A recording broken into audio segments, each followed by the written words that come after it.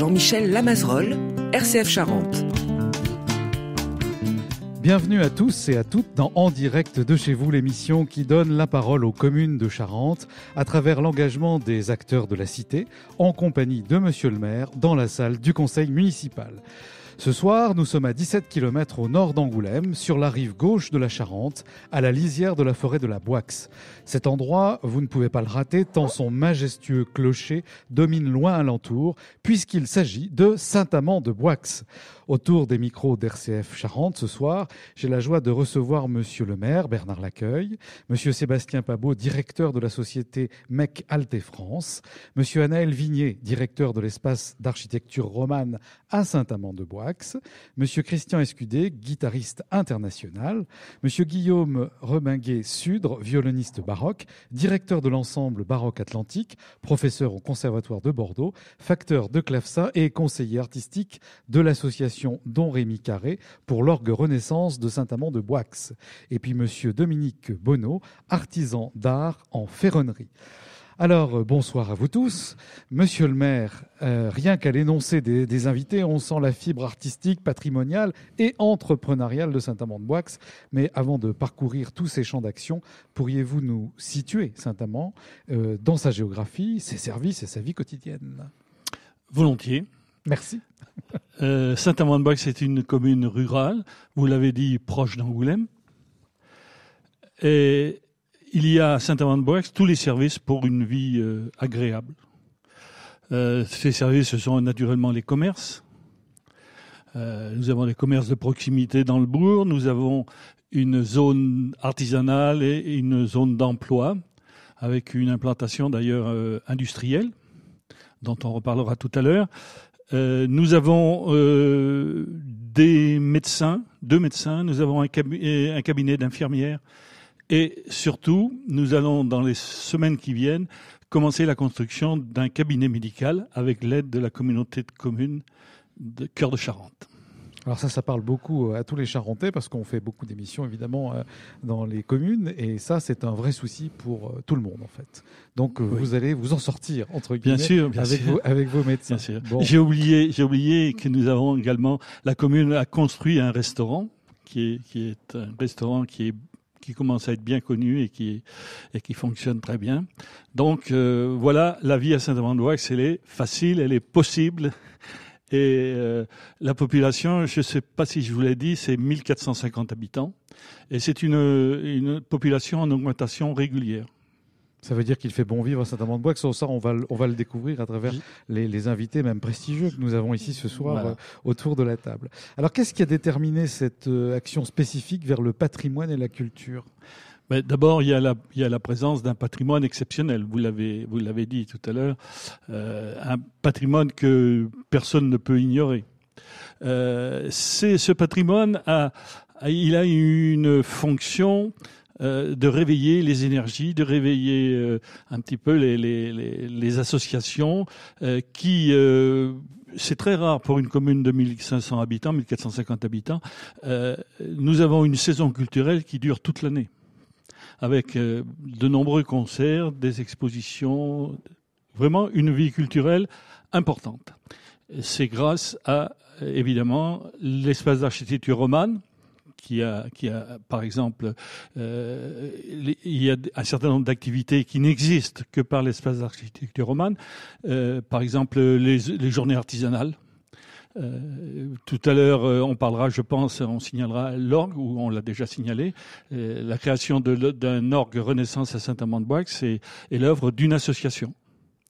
Donc, les associations et la conséquence aussi, vous l'avez dit, c'est la présence d'un certain nombre d'artistes. Ce qui fait que toute l'année, vous avez, pas une matière première, ça ne serait pas beau comme non, mais sur place pour pouvoir organiser des manifestations. Voilà, des manifestations et des manifestations de qualité. Eh bien, écoutez, merci pour avoir brossé, monsieur le maire, ce tableau de l'ensemble des choses qui sont sur votre commune, aussi bien en architecture qu'en patrimoine et qu'en vie quotidienne, et jusqu'à l'EHPAD d'ailleurs.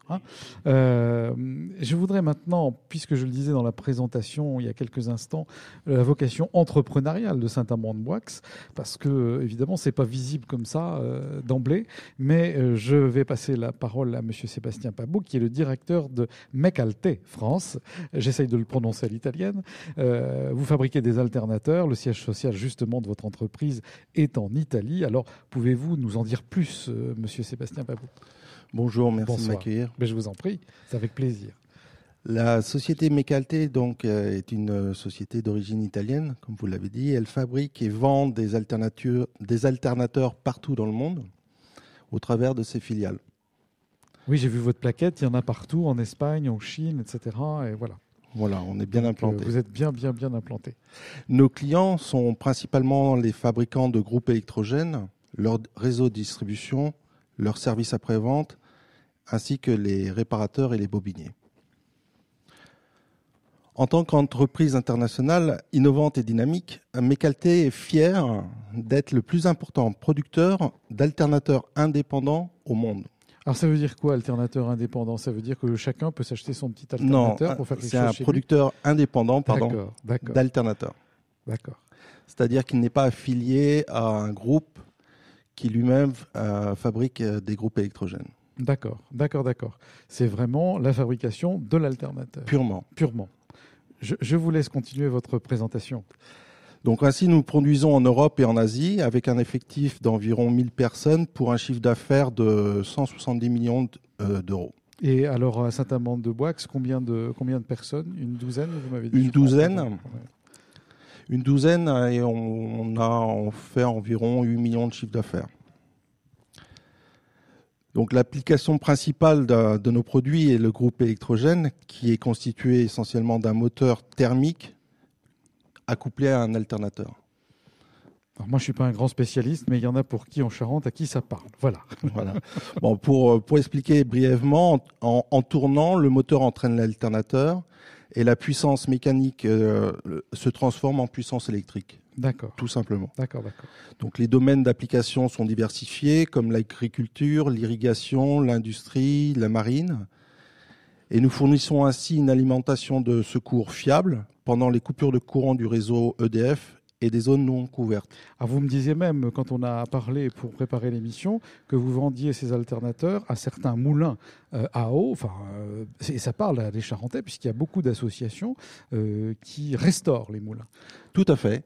En effet, les moulins ont une problématique actuelle qui doivent respecter et fournir un certain nombre d'énergies propres pour ne pas se voir détruits, et notamment les passes à poissons qui sont sujettes à destruction sont ainsi sauvés en permettant aux moulins de fournir leur propre énergie. D'accord. Donc, ce qui fait qu'ils sont indépendants, que c'est écologique et que ça rentre dans une charte qui permet aux moulins de continuer à vivre.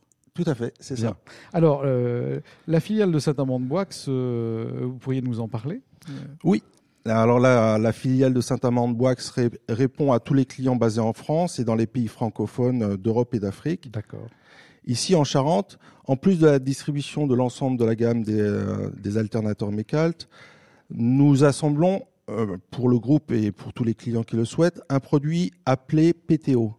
Oula, faut expliquer là. Alors, PTO, c'est quoi? C'est un générateur qui, attelé à la prise de force d'un tracteur, fournit une puissance électrique. Ça veut dire que branché sur le tracteur, l'alternateur va pouvoir fabriquer l'électricité pour une autre machine ou même jusqu'à la maison.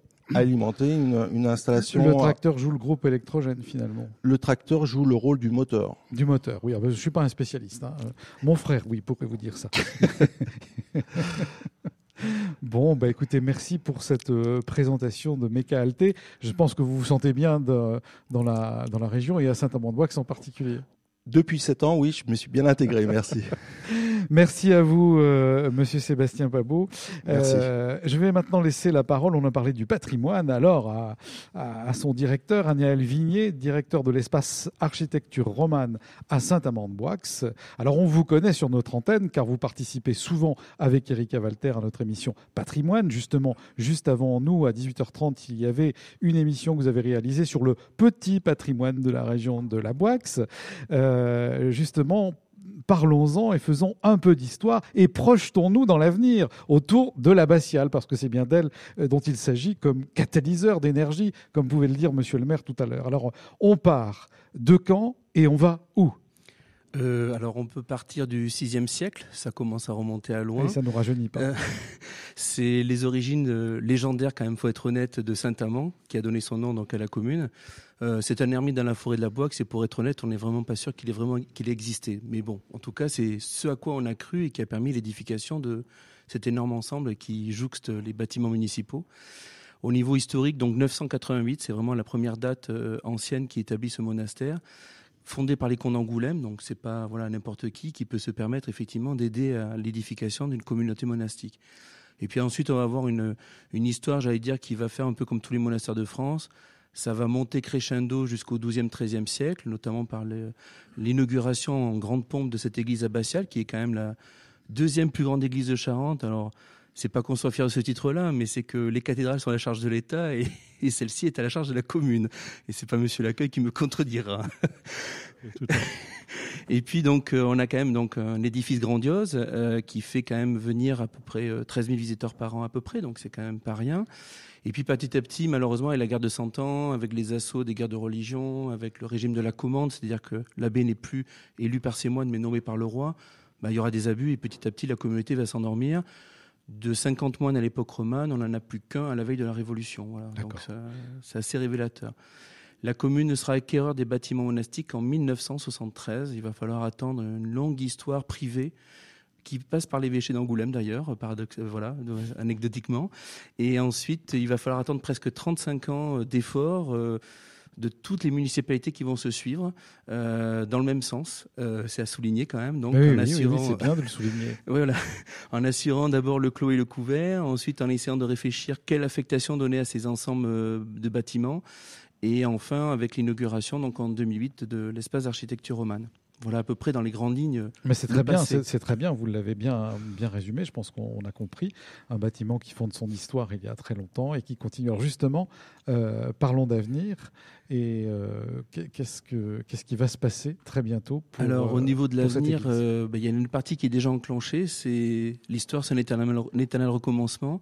On a attaqué, quand j'ai attaqué pacifiquement, en tout cas les chantiers a commencé par la restauration du chevet avec cet immense échafaudage qui a des airs de Beaubourg, mais c'est bien en Charente, je vous rassure. Il manque les tuyaux quand même. Oui, et la couleur. C'est ça. Vous êtes resté au noir et blanc. On est resté ça. Vous savez, Saint-Amand, on est modeste, on n'ose pas quand même rivaliser. Donc un chantier assez colossal qui va être enclenché, qui se fait en plusieurs tranches et qui donc va engager pour plusieurs années. En même temps, l'ampleur des travaux et des risques encourus par ce bâtiment nécessitait cette vaste intervention. Et puis aussi cette année, on fête quand même les 10 ans du musée. Voilà, c'est pas rien, mais on a inauguré ça en 2008. C'était Monsieur Lacaille justement. Et 10 ans plus tard, voilà, on va quand même essayer de fêter ça pour essayer de faire un petit bilan et puis aussi de commencer à réfléchir sur l'avenir, parce que voilà, les choses évoluent, la société évolue, le public qu'on accueille évolue aussi. Donc sans arrêt, il faut se remettre en question et sans arrêt, il faut continuer en lien avec ces travaux. Alors c'est quelques perturbations pour nous.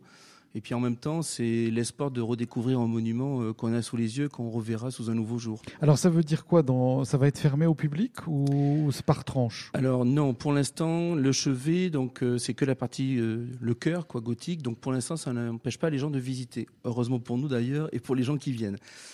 Par contre, effectivement, les autres tranches, si elles voient le jour petit à petit, les dernières tranches risquent un peu d'impacter plus fortement pour la visite de l'église abbatiale.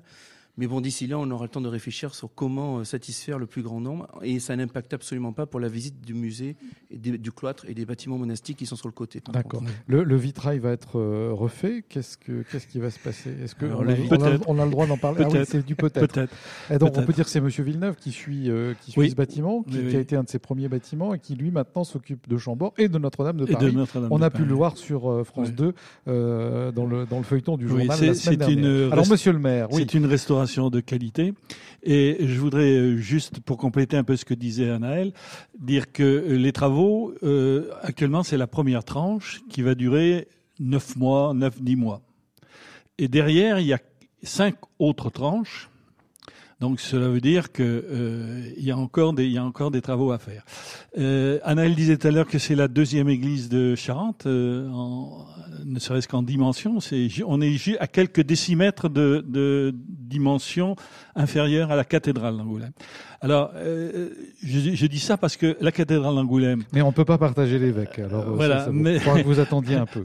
Mais la cathédrale d'Angoulême, c'est l'État qui paye la restauration. On a entendu ce qu'a dit Anaël tout à l'heure. Et nous, c'est 1450 habitants. Je sens que vous allez nous parler d'argent, monsieur. Alors, je vais vous parler d'argent en vous disant tout simplement que, à l'occasion de ces travaux, on lance une vaste opération de mécénat public et d'entreprise. Et il n'y a pas de miracle. Si on ne peut pas trouver un moyen d'abonder nos dépenses, au lieu d'avoir 6 tranches de travaux, il y en aura 1 ou 2. C'est tout, parce que la réalité est ce qu'elle est. D'accord. Donc, si on Mais on veut... est optimiste.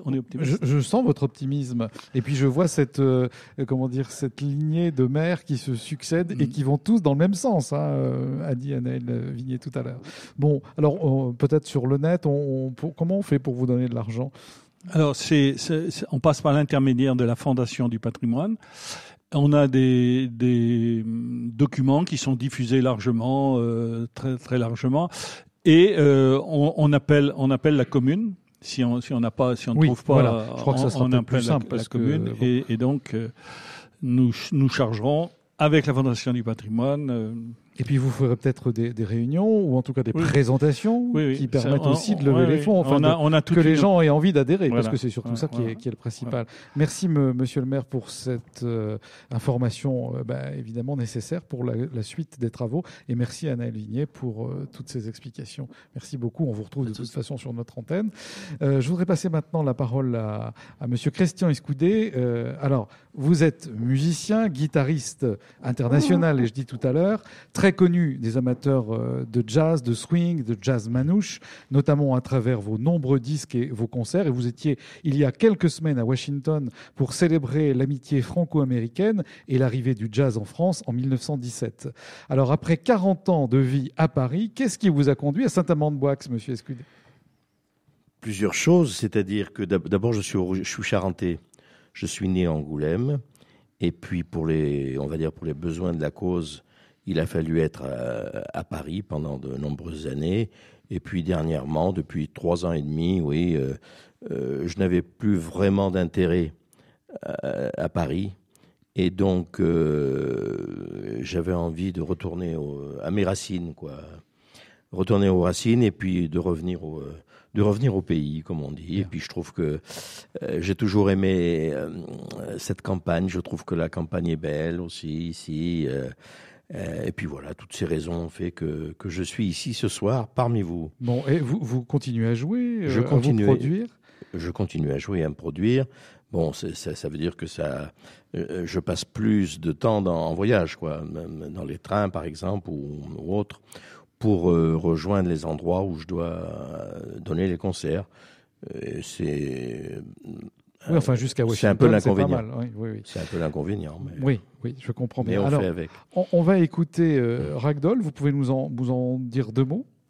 Ragdoll, c'est un morceau qui part d'une idée de ce qu'on appelle le ragtime dans la musique de jazz, c'est-à-dire que c'est joué par les pianistes en solo. Et donc, comme je suis guitariste et que la guitare est un instrument polyphonique, et on peut jouer la mélodie et puis fournir l'accompagnement en même temps.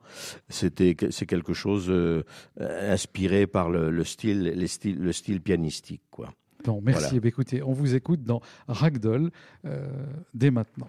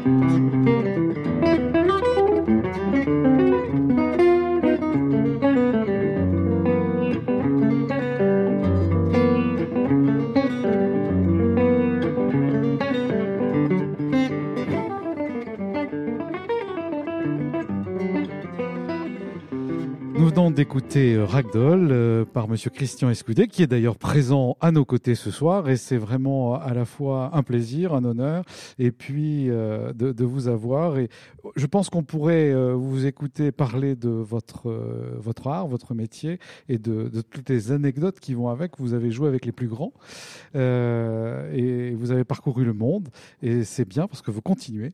Et on vous remercie vraiment d'être venu nous voir ce soir, et ça doit être un bonheur pour Saint-Amand de vous avoir. Merci également. Mais je vous en prie. Et c'est un plaisir. Alors maintenant, je vais passer la parole à Monsieur Guillaume Ringuet-Sudre, qui... alors, j'ai perdu votre nom. Voilà. Vous êtes violoniste baroque, directeur de l'ensemble baroque atlantique, professeur au Conservatoire de Bordeaux, facteur de clavecin et conseiller de l'association Don Rémy Carré pour l'orgue Renaissance de Saint-Amand-de-Boix. Et même, vous avez joué avec Monsieur Christian Escudé. Ça, je le rajoute parce que je viens de l'entendre. Alors, comment fait-on pour organiser tout cet ensemble ? Bon, tout d'abord, bonsoir à tous. Bonsoir à vous. Oui, c'est effectivement présenté comme cela, ça fait beaucoup de choses pour une seule personne. C'est ce que vous m'avez dit que vous faisiez. Donc oui, moi, tout à fait. Mais bon, je pouvais pas faire l'économie de toutes ces facettes qui, somme toute, se complètent. Bon, en fait, c'est l'histoire c'est la passion d'une vie. Hein. Dans l'enfance, je suis tombé fou amoureux de la musique. J'étais dans une famille de musiciens amateurs et je suis tombé là-dedans tout petit. Et j'ai rapidement voulu en faire mon métier. Et à l'adolescence, donc, j'ai eu la chance de faire des classes d'horaires aménagées, et donc qui me dégageaient toutes les après-midi. Et là, ça a été j'ai mangé à pleine bouche tout ce qui était à ma portée. Et j'ai eu la rencontre, surtout une rencontre importante, qui était la rencontre des répertoires anciens, de la musique baroque. Et le son de ces instruments m'a profondément touché, marqué. Et donc tout s'est déclenché à ce moment-là. Hein. Et donc je me suis déjà spécialisé dans la pratique de ces instruments à l'âge de 15-16 ans, à côté des études d'instruments classiques, puisque j'ai joué aussi de l'alto classique.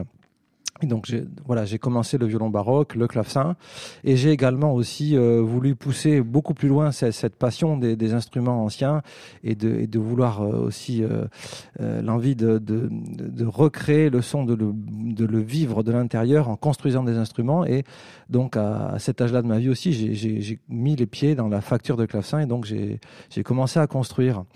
Et donc c'est vrai que l'habitude étant prise dès le plus jeune âge de faire toutes ces choses-là a un peu forgé ma vie professionnelle d'aujourd'hui.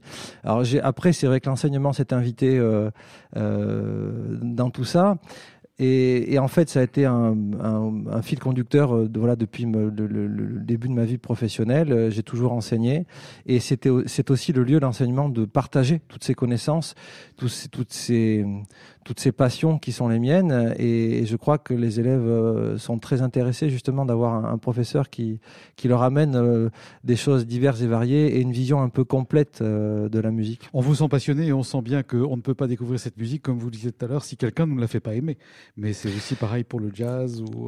Vous savez, la musique est quelque chose, c'est comme, on pourra toujours dire que devant la Joconde, on peut ne pas aimer, on peut ne rien ressentir, et si on n'est pas initié, on ne verra rien. Moi, je pense pas ça. Je pense que devant la beauté de l'art, j'ai parlé de la Joconde, mais ça peut être devant une cathédrale, ça peut être devant un morceau de musique, c'est l'émotion qui parle. Peu importe, si l'artiste, et c'est à ça qu'on reconnaît les grands génies, a mis tout ce qu'il avait dans ses tripes et a construit son œuvre, le message passe. Il est inconscient, mais le message passe.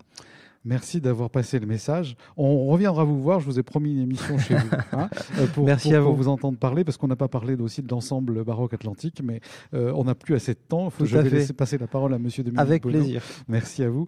Alors, Monsieur Dominique Bonneau, vous êtes artisan d'art en ferronnerie d'art. Alors, pourquoi avoir choisi Saint-Amand-de-Boix ? C'est pas un hasard, je pense. Hein. Bonsoir à tout le monde. Non, c'est pas un hasard, mais je suis un Saint-Amantois d'adoption. J'ai travaillé, j'avais un commerce avant de faire... Vous étiez dans le prêt-à-porter. Un prêt-à-porter à Saint-Amand-de-Boix. Merci à toutes ces charmantes personnes avec qui j'ai travaillé, qui m'ont fait confiance, qui nous ont fait confiance. Et avec toujours des encouragements, parce que créer un commerce ou faire un commerce dans un village, c'est pas. Alors on va aller tout de suite à la ferronnerie d'art parce qu'il nous reste une minute. D'accord. Donc votre passion, ça a été de découvrir le métal un jour et puis de produire des œuvres. Voilà. Donc, j'ai fait une formation chez un maître verrier à Tusson, pas très loin d'ici. Et après cette formation, j'ai voulu présenter mon travail avec un autre support que la pierre ou le bois. Et donc j'ai choisi le métal. Et en choisissant cette matière, voilà, il y a quelque chose d'extraordinaire qui s'est passé. Et, le toucher, les formes, les couleurs aussi, m'ont donné envie de présenter et d'associer le verre, le vitrail et le métal. Et la couleur aussi avec la le couleur, verre. voilà, beaucoup de J'ai vu couleurs. un peu de vos œuvres. Donc on peut vous retrouver aux journées artisanales. Et puis si on vient à Saint-Amand-de-Boix. À Saint-Amand-de-Boix, oui, bien sûr, ça sera avec plaisir que je partagerai et que je ferai connaître avec tout le bonheur que je ressens à chaque fois de travailler ce métal. Merci à vous, merci à tous. Je suis obligé de rendre l'antenne, c'est trop court. L'année prochaine, on fera plus. Bonne soirée à vous tous et puis d'avoir suivi notre émission en direct de chez vous.